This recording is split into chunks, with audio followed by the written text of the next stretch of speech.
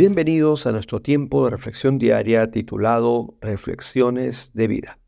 Hoy vamos a continuar con nuestras meditaciones en el libro de Ezequiel.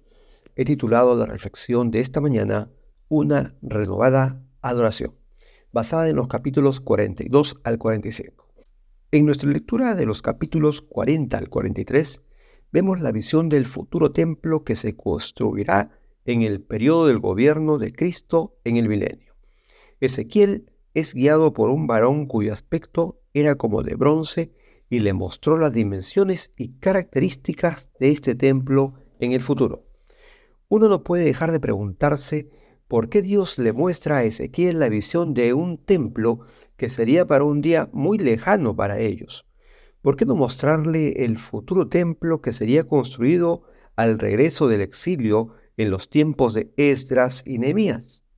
Y es que con esta visión Dios le está mostrando a Ezequiel que Él es fiel y que aunque el siguiente templo sería igualmente destruido, Dios habría de establecer uno mayor y sublime en el reinado del Mesías, nuestro Señor Jesucristo.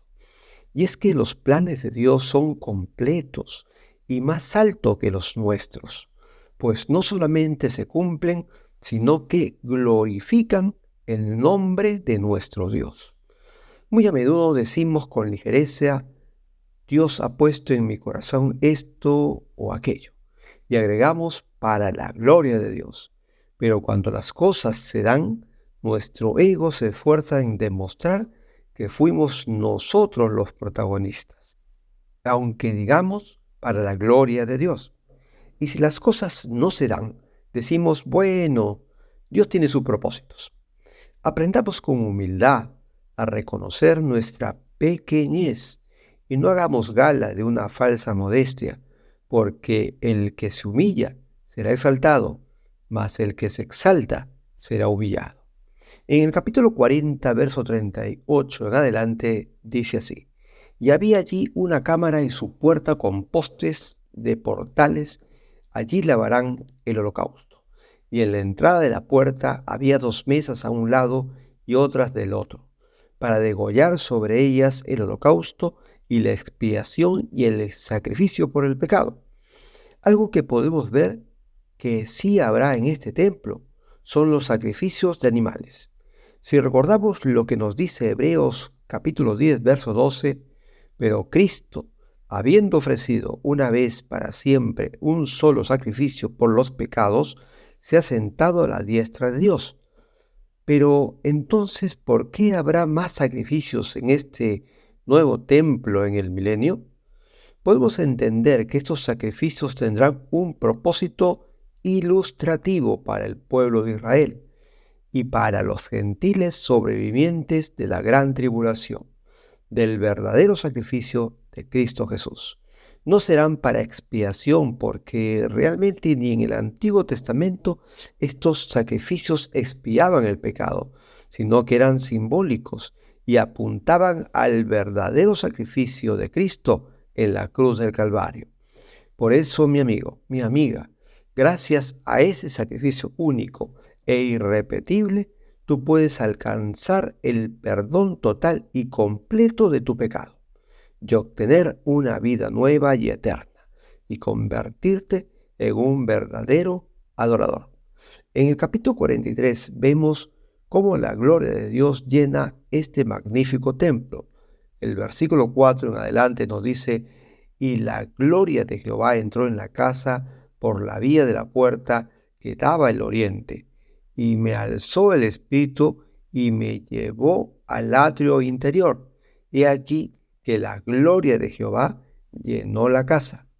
Recordemos que ya en el capítulo 10, la gloria de Dios había abandonado el templo de Dios debido a las grandes abominaciones que su pueblo practicaba aún dentro del templo.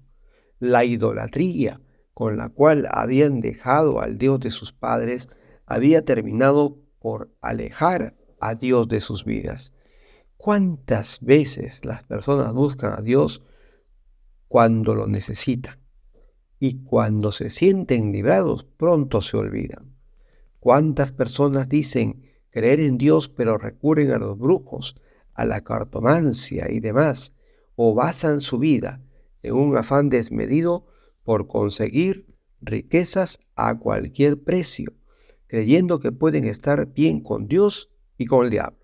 Sin embargo, el Señor Jesucristo nos dice en Mateo 6:24, ninguno puede servir a dos señores, porque o aborrecerá al uno y amará al otro, o estimará al uno y menospreciará al otro.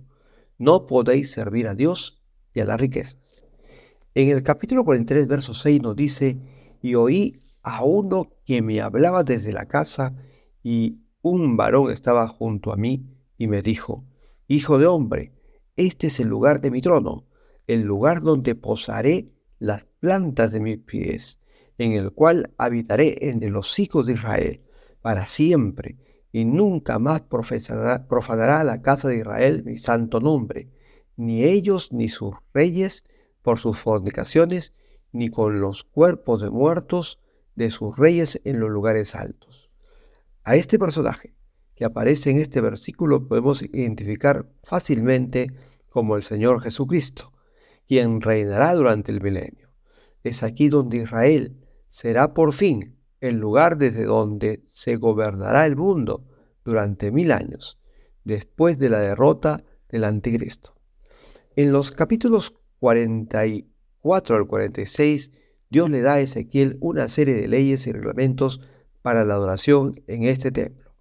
En el capítulo 44 encontramos, y los levitas que se apartaron de mí, cuando Israel se alejó de mí, yéndose tras sus ídolos, llevarán su iniquidad, y servirán en mi santuario como porteros a las puertas de la casa y sirvientes en la casa. Ellos matarán el holocausto y la víctima para el pueblo, y estarán ante él para servirle. Aquí vemos que servir al Señor es un privilegio inmerecido, que debemos de realizar con temor de Dios y fidelidad. Estos levitas habían acompañado en su idolatría al pueblo, y por esto Dios limita su servicio en este templo. Ya no servirían delante de su presencia, sino servirían solo al pueblo.